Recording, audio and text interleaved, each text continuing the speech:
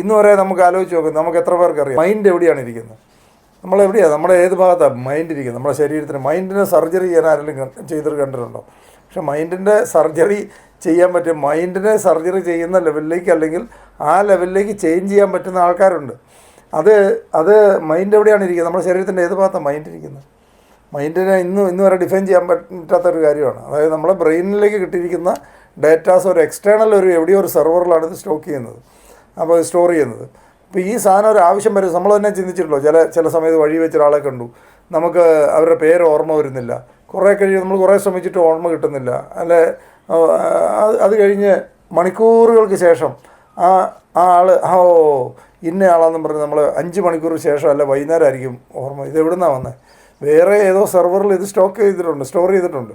ഈ സാധനം നമ്മൾ ചിന്തിച്ചപ്പോൾ അങ്ങോട്ട് ഈ സാധനം ഈ ഡാറ്റ മുഴുവൻ റിട്രീവ് ചെയ്യാനായിട്ട് പുള്ളി പഴയ സാധനം മുഴുവൻ തപ്പിയെടുത്തിട്ട് ലാസ്റ്റ് തരുന്ന. നമുക്ക് ഒരു ഓപ്പറേറ്റിംഗ് മാനുവൽ അൺഫോർച്ചുനേറ്റ്ലി ഇല്ല. പ്രത്യേകിച്ച് ബ്രെയിനുമായിട്ട് ബന്ധപ്പെട്ട സാധനങ്ങളിൽ നമുക്ക് യാതൊരു സാധനം നമുക്കൊന്നും അറിയാം. നമ്മൾ പരമാവധി ഒരു തലവേദനയ്ക്കുള്ള ഗുളിക കഴിക്കാമെന്നല്ലാതെ ഇതിനെ പ്രവർത്തിപ്പിക്കുന്നതിനെക്കുറിച്ചൊന്നും ആരും യാതൊരു ഐഡിയ നമുക്ക് തന്നിട്ടില്ല. ഒരു ഓപ്പറേറ്റിംഗ് മാനുവലും ഇല്ലാത്തൊരു സാധനമായതുകൊണ്ട് നമ്മളിങ്ങനെ പോകുന്നു, കണ്ട ചവറെല്ലാം ചപ്പും ചവറെല്ലാം തലയിലേക്ക് കയറുന്നു. അതിനനുസരിച്ചാണ് ജീവിതം മാറിപ്പോകുന്നത്. നമ്മൾ ബ്രെയിനിനെ നമ്മൾ പ്രോപ്പറായിട്ടുള്ള രീതിയിൽ നമ്മൾ ഹാൻഡിൽ ചെയ്യാനായിട്ട് പഠിച്ചിട്ടുണ്ടെന്നുണ്ടെങ്കിൽ അത്ഭുതങ്ങൾ സംഭവിപ്പിക്കാനായിട്ട് മനുഷ്യന് പറ്റും.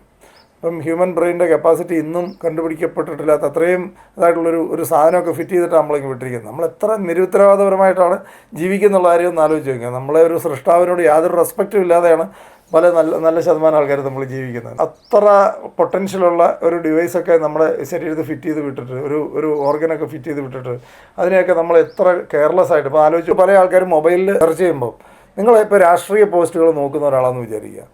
കാരണം ഇത് ക്യാപ്ചർ ചെയ്ത് സെൻസ് ചെയ്യാനായിട്ട്, അതായത് സെർച്ച് എഞ്ചിൻ ഒപ്റ്റിമൈസേഷൻ എന്നൊക്കെ പറഞ്ഞ സംഭവങ്ങളുണ്ട്. അതായത് നമ്മൾ ഏത് വിഷയത്തിലാണോ ഇൻട്രസ്റ്റ് ആ വിഷയത്തിലുള്ള വീഡിയോസ് പോപ്പപ്പ് ചെയ്ത് വന്നുകൊണ്ടിരിക്കും. രാഷ്ട്രീയം നോക്കുന്ന, അതായത് രാഷ്ട്രീയ വീഡിയോയിൽ സമയം ചിലവാക്കുന്ന ഒരാൾക്ക് നമ്മൾ പിന്നെ ഏറ്റവും കൂടുതൽ ഈ സിസ്റ്റം ഓട്ടോമാറ്റിക്കായിട്ട് എടുത്ത് കാണിച്ചുകൊണ്ടിരിക്കുന്നത് രാഷ്ട്രീയ റിലേറ്റഡ് വാർത്തകളായി എന്ന് പറയുന്ന പോലെ തന്നെയാണ് നമ്മുടെ മൈൻഡ് വർക്ക് ചെയ്യുന്നത്.